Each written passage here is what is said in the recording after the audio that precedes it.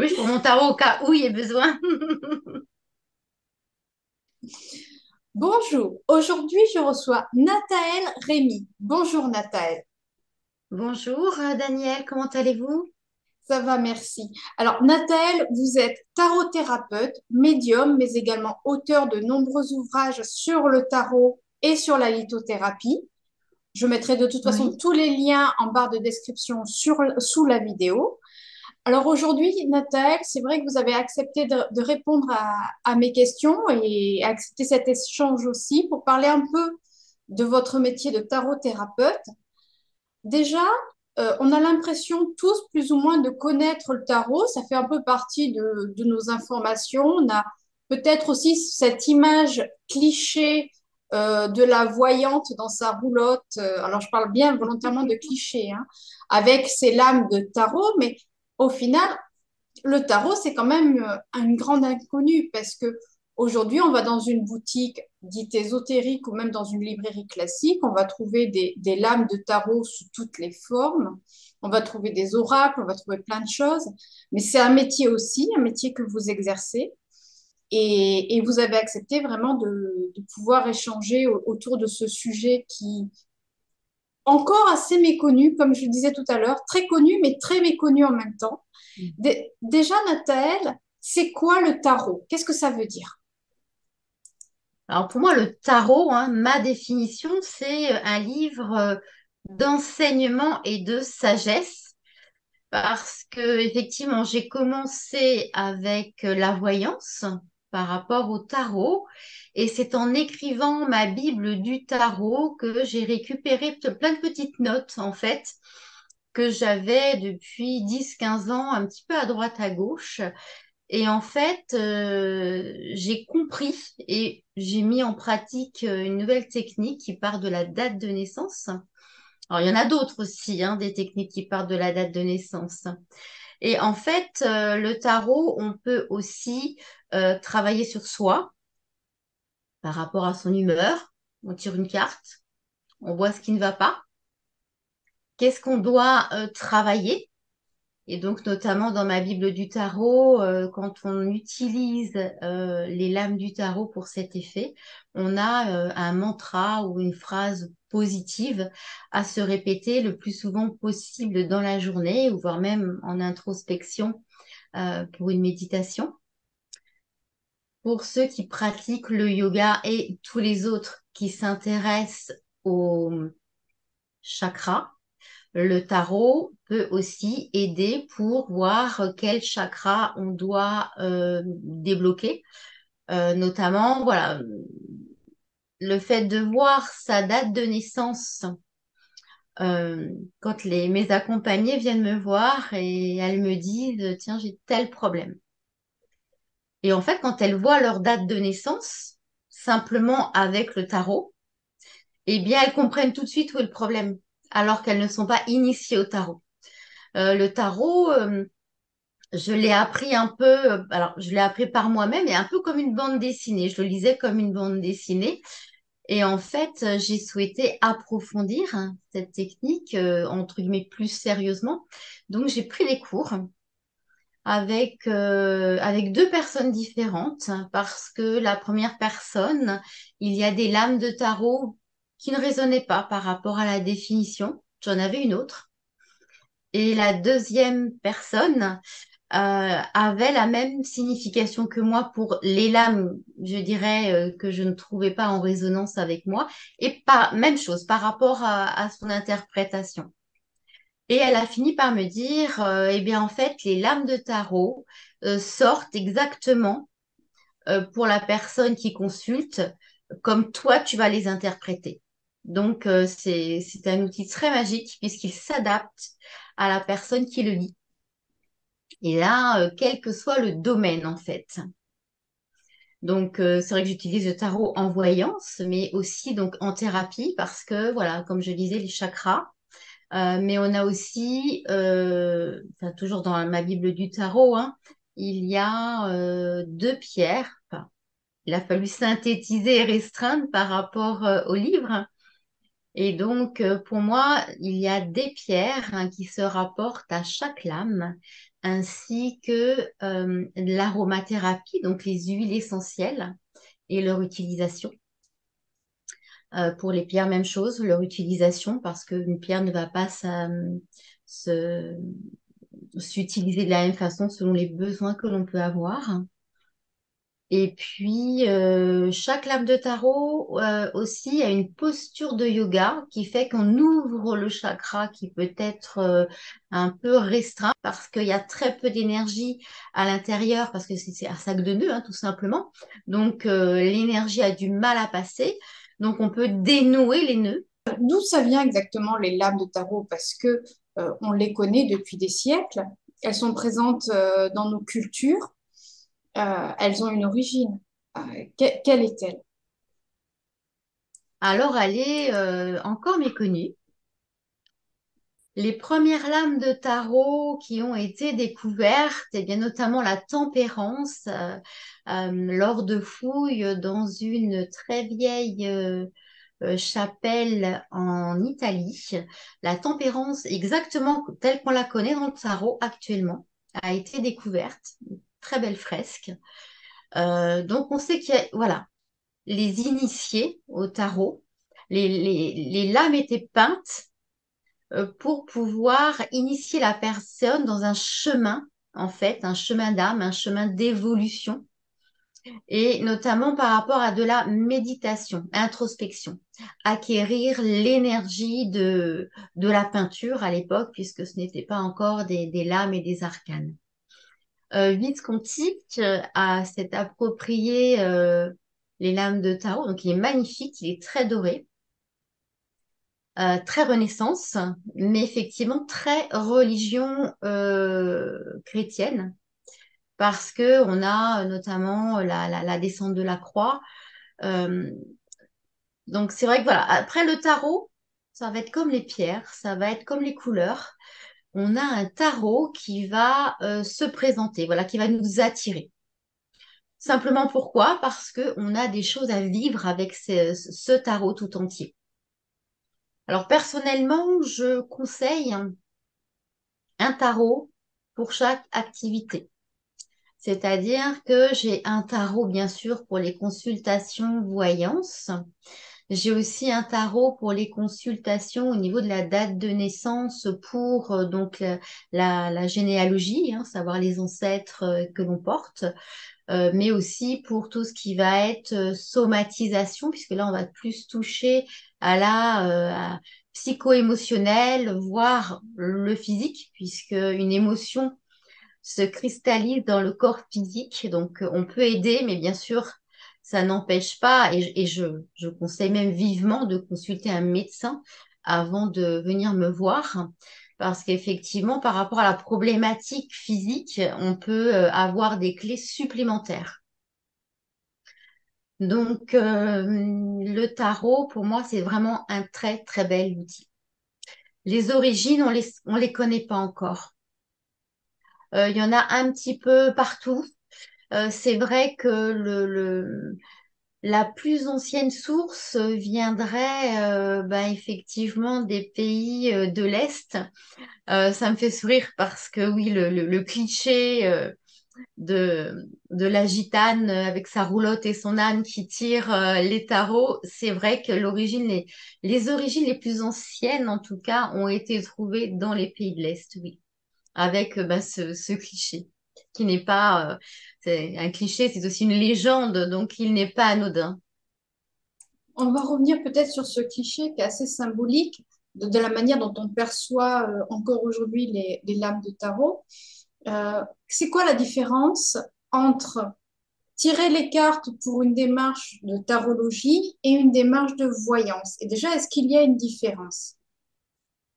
Alors pour moi, oui, il y a vraiment une différence parce que au niveau de thérapie, d'un point de vue thérapie, le tarot va nous donner par rapport à l'instant présent, il va confirmer ou apporter des clés pour la problématique du présent. Donc, on va pouvoir se sortir de cette situation avec l'aide des pierres, avec l'aide des huiles essentielles, par rapport aussi à certains travaux qui viennent avec le canal médiumique. Donc, c'est vraiment des soins personnalisés, des soins énergétiques personnalisés pour chaque accompagné. Maintenant, d'un point de vue de la voyance, par rapport à une situation présente, quand on demande une évolution, le tarot va nous donner l'évolution par rapport à la situation présente, comment elle va évoluer dans le temps si on ne fait rien. Donc, c'est pour ça que je dis que c'est un livre d'enseignement et de sagesse. C'est-à-dire que si on sait qu'on va avoir, voilà, que dès à présent, on a une problématique avec la nourriture ou un problème de sommeil, problème de stress, et qu'évidemment, ça va évoluer par des problèmes relationnels parce qu'on est plus irritable, des problèmes dans le travail parce qu'on est moins concentré, et bien c'est d'ores et déjà qu'il va falloir redresser la situation. Donc, aller consulter un médecin pour trouver le sommeil ou du moins lâcher prise à certaines idées parce que souvent ce sont des idées récurrentes. Après, voilà, si on sait qu'il va y avoir, entre guillemets, hein, un coup dur par rapport à une dépense d'argent. Donc après, voilà, il y a aussi des clés, savoir si c'est les impôts, si c'est une fuite d'eau, un dégât des eaux dans la maison. Quoi qu'il en soit, des leçons, on le sait qu'une perte d'argent va arriver dans 3 mois, 6 mois, eh bien, ce que je recommande, c'est bien sûr d'économiser parce qu'au moment où ça va arriver, parce que ça, c'est déjà écrit dans la destinée, eh bien, on peut amenuire puisqu'on le sait maintenant. Donc, les conséquences seront moins lourdes. Donc, la différence, c'est qu'on peut préparer son avenir et optimiser son avenir par rapport à la situation du présent. Dans ce que je comprends, c'est un petit peu comme si les lames de tarot présentaient le chemin de nos destinées, que Oui, dans l'information que l'on va venir collecter auprès du tarologue ou du tarot-thérapeute ou de la personne qui va être dans la capacité d'interprétation des lames, eh bien, ça va être des potentiels, des chemins possibles. Et ça demande aussi une responsabilisation individuelle dans le choix de ces possibles. C'est bien ça? oui, oui, oui, tout à fait. Tout à fait. Et là aussi, merci parce que j'ai souvent eu le cas de personnes aussi qui me disaient, voilà, alors si je fais ça, qu'est-ce qui se passe? Donc, voilà, par rapport au temps présent et par rapport à ce choix possible, il se passe là. Alors si je fais ce choix-là, et parfois, c'est clair et net, hein, il y a un choix qui va être très positif, l'autre qui ne va pas l'être, donc là, c'est facile. Après, on ne peut pas tout avoir, hein, donc il y a parfois des nuances. Et la personne me dit, qu'est-ce que je fais? À votre avis, qu'est-ce que je dois faire? Et moi, je leur dis, je suis désolée, mais c'est votre vie. C'est à vous de faire vos propres choix parce que c'est votre vie. Par rapport à votre vécu, par rapport à ce que vous vivez actuellement, est-ce que vous avez envie de réaliser dans votre futur? C'est à vous de faire le choix. Et il m'est déjà arrivé d'avoir des accompagnés qui me disent, ma voyante d'avant, elle me disait, faites ça, faites ce choix-là. J'ai écouté, moi, par rapport à mes croyances, j'ai aussi par rapport au karma. Donc, si je vous dis de faire cela, eh ben, je m'engage aussi, si vous n'y arrivez pas et que je vous déçois, à tisser des liens karmiques, en fait. Et moi, je n'ai aucun intérêt que vous preniez cette voie-ci ou cette voie-là, d'autant plus que c'est vous qui allez en assumer les conséquences. Parce que ça, c'est si vous faites bien les choses par rapport au conseil du tarot que vous allez arriver à cette destinée. Mais si en route, vous ne suivez pas forcément les conseils, vous pouvez aussi prendre du retard ou même changer de voie en cours de route. C'est tout à fait possible aussi. Donc moi, voilà, je vous laisse votre responsabilité par rapport à la vie que vous voulez vous construire, tout simplement. Mais oui, Et, oui, effectivement, c'est vraiment des choix qui sont proposés, tout à fait.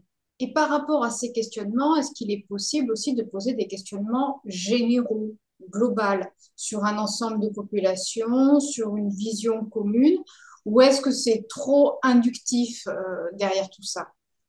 Non, c'est tout à fait possible. C'est tout à fait possible. Parce que j'ai euh, j'ai été sur un plateau de voyance télévisé. Et effectivement, bah, première émission, début janvier, une personne euh, demande bah, quels va être les événements marquants de l'année. Et en fait, je n'ai pas répondu parce que, enfin voilà, j'ai pas donné toutes les clés parce que voilà, étant télévisé, ça peut être difficile. Et puis c'est vrai que c'est quelque chose avec lequel j'ai du mal. Euh, Parce qu'effectivement, j'ai eu la maison Dieu. J'ai eu la maison Dieu et le chariot. Donc c'est vrai que le chariot, dans son symbolique, ben, c'est le char hein, qui part en guerre, le gladiateur.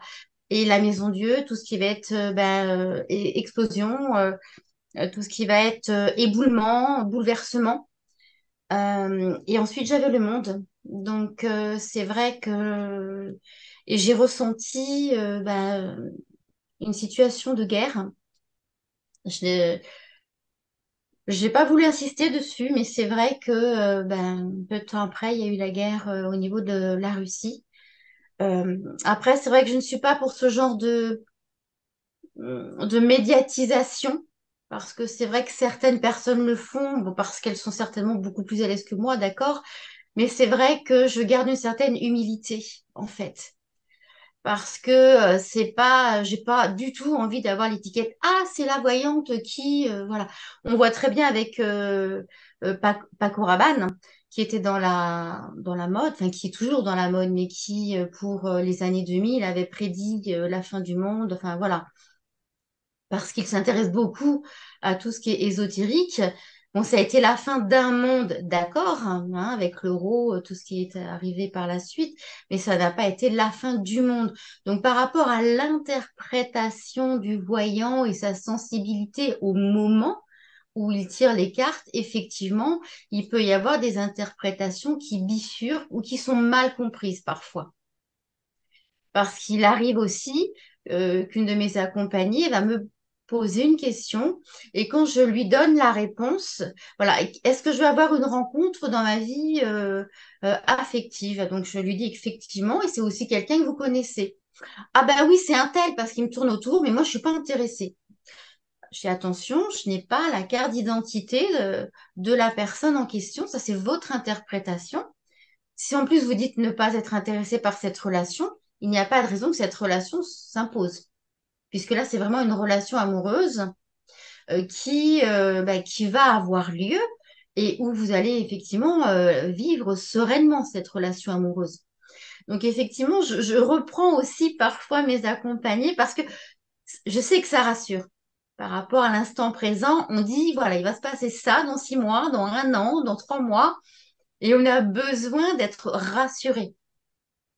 Donc, on va tout de suite mettre, c'est ça, voilà, ça peut être que ça peut être que ça, mais pas forcément, pas forcément.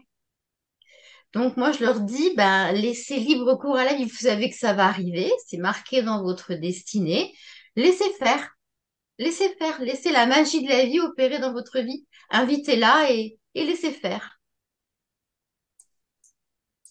On retrouve aussi ce regard par rapport au médium, c'est-à-dire que il y a une demande qui peut être, même être une pression parce que les personnes, là où les personnes vont être dans une attente de voyance, de futurisation bien définie, bien spécifique. Et en effet, les réponses ne sont pas toujours celles que l'on souhaite ou ne sont pas là tout simplement parce que des fois, quand on interroge un médium, et des fois, il n'a pas la réponse. Ce n'est pas parce qu'on a un talent, un don ou une capacité que l'on a une réponse à tout. Et ça, c'est important aussi de le poser, que ça peut mettre des pressions sur le praticien parce que non, les réponses ne sont pas forcément celles attendues par la personne ou les personnes en face. Alors, il est vrai que ça m'est aussi arrivé hein, depuis le temps que je pratique, ça fait plus de 30 ans. Hein. Donc, oui, où des personnes me disaient, ben, ça me plaît pas votre réponse. J'ai consulté avant vous trois ou quatre voyants et ils m'ont dit la même chose. Et vous, vous me dites l'inverse. Ben, notamment une de mes accompagnées qui m'a dit, ben, voilà, moi, il y avait une séparation, un divorce. Et elle m'a dit, non, c'est pas possible.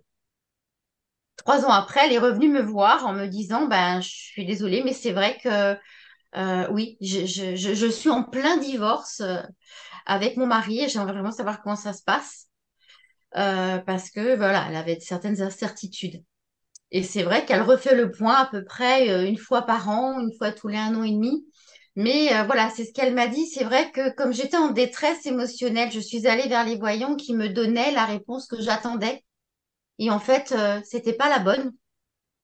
Donc c'est vrai qu'il y a des personnes qui sont dans l'attente. Moi, je leur dis, je ne fais pas de complaisance. Je n'ai aucun intérêt de vous dire que ça va être magnifique alors que je vois que ça ne l'est pas. Déjà, je ne suis pas en accord avec moi-même, avec mes valeurs, parce que pour moi, c'est la liberté d'action et c'est la franchise et l'honnêteté. Donc, je ne suis pas en accord avec mes valeurs. Et quelque part, en plus, je vous mens. Et ça, c'est pas possible pour moi. Donc, les personnes qui font ça, effectivement, soit elles le voient parce qu'il y a vraiment parfois une empathie et on a du mal à se scinder en fait hein, et être un bon guide quand on a. C'est pour ça que je déconseille et moi je n'aime pas le faire pour aider des personnes qui me sont chères parce que parfois avec le lien empathique, on ne voit pas forcément la situation dans sa réalité en fait parce qu'on a peur de donner des mauvaises nouvelles. Mais voilà, moi, ce que je dis à mes accompagnés, mes consultants, c'est que je ne fais pas de complaisance. Il n'est, il ne m'apporte rien de vous dire que ça va être bien alors que ce ne l'est pas, ou de vous dire que c'est pas bien alors que ça va l'être. Je vous dis simplement ce que je vois à l'instant présent. Parce que voilà, on me dit des fois, bah oui, mais dans une relation amoureuse, il se passe ceci, il se passe cela. Il m'a pas fait le cadeau qu'il devait faire. Oui, mais dans une relation amoureuse, on est deux. Donc, par rapport au temps présent à ce que vous vivez, c'est sûr qu'il y a une réconciliation. Effectivement, il peut y avoir un cadeau. Mais au moment où vous vous êtes vus, ben voilà, vous avez éclaté en colère alors qu'il vous demande de changer votre colère. Donc, il y a aussi un travail sur vous à faire parce qu'une relation se vit à deux et on ne peut pas se reposer sur l'autre personne. Donc, c'est tout à fait légitime que ça ne se soit pas réalisé. Mais en tout cas, dans l'énergie, il y avait vraiment une énergie de réconciliation. Mais voilà, il y a aussi être à l'écoute de l'autre, faire des efforts et des compromis quand on est en couple. Donc la relation amoureuse, c'est souvent le plus difficile parce que l'autre aussi, il a le droit de faire des choix qui ne nous conviennent pas. Il a le droit de ne pas être là parce qu'il a aussi sa vie privée. Hein. Être à deux, c'est aussi, ben, c'est une troisième entité, le couple. Hein. Il y a nous, et c'est parce qu'on est capable de vivre seul que l'on peut accueillir quelqu'un dans sa vie, et non pas parce qu'on a un vide émotionnel, une solitude de cœur parfois triste et angoissante, qu'on doit accueillir quelqu'un. Non, il y a vraiment la valeur du cœur. Donc, il y a aussi ce repositionnement avec le tarot. Il y a vraiment ce repositionnement. Donc, être à l'écoute de soi, de ses émotions et de pouvoir vraiment optimiser sa vie. Moi, comme je le mets en tête sur mon site, c'est reprendre sa vie en main. On sent que ça va pas, mais qu'est-ce qui ne va pas? Donc déjà, avant d'aller voir au niveau de l'avenir, qu'est-ce qui ne va pas au temps présent? Qu'est-ce que moi, je suis capable de faire? Est-ce que ça vient de moi? Est-ce que ça vient de l'autre? Et est-ce que je peux continuer cette relation? Que ce soit au niveau du travail ou au niveau relationnel en général, est-ce que je peux continuer parce que ça ne me convient plus, parce que j'ai envie d'autre chose? Donc, il y a vraiment cette remise en question au départ que j'invite à faire en fait, hein, vraiment. En effet, on est toujours dans cet objectif de futurisation en restant dans un présent très linéaire, sans vouloir rien changer, en attendant que le thérapeute, que le praticien en face résolve nos problèmes ou nous apporte la réponse à nos questions en nous disant bien gentiment ce qu'on doit faire, on reste vraiment sur ces procédés dits allopathiques, hein. On nous donne l'ordonnance, on suit bien à la lettre l'ordonnance et ça va aller mieux. Ou si ça va pas, eh ben, on va changer le traitement. Donc, c'est vraiment dans nos éducations quelque chose, comme vous le dites, de réussir à mettre en place, à amorcer. Je vais revenir un petit peu sur quelques définitions peut-être pour apporter à chacun. On parle de jeux de tarot, mais il y a, comme on a vu tout à l'heure, des jeux d'oracle. C'est quoi la différence, si il y a une différence entre l'oracle et le tarot? Alors, un oracle peut avoir autant de cartes que vous le souhaitez. Maintenant, un tarot, c'est forcément 78 cartes avec 22 arcanes majeurs, hein, qui vont bah, de 22 à 0, puisque le fou, le mat, parfois, dans certains tarots, a le numéro 0, mais c'est quand même une carte de valeur dans le tarot, hein, significative, ou parfois le 22. Et ensuite, ce sont les arcanes mineurs avec les 4 familles: épée, coupe, bâton et denier. Du moins dans la symbolique. Alors qu'un oracle peut parler des animaux, peut parler de tout un tas de choses, de liens, de thèmes, hein. On retrouve beaucoup de thèmes. Par contre, un tarot à 78 cartes, comme je vous le disais, est aussi une symbolique.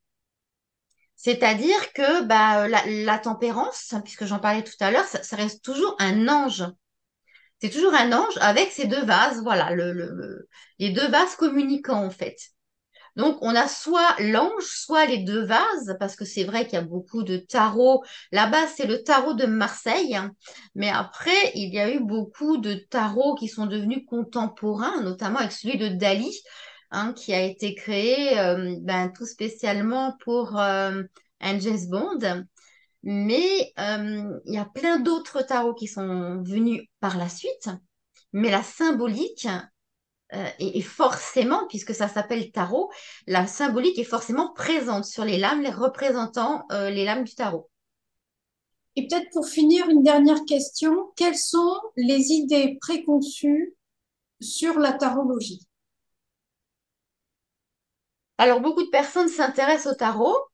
Et là, il y a vraiment un grand engouement. Mais souvent, on me dit, c'est dur. C'est comme l'astrologie, le tarot, c'est très compliqué.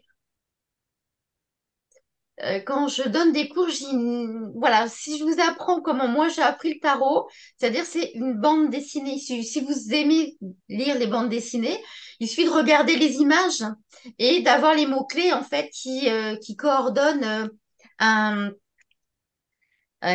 qui coordonnent mince, qui coordonnent en fait les lames.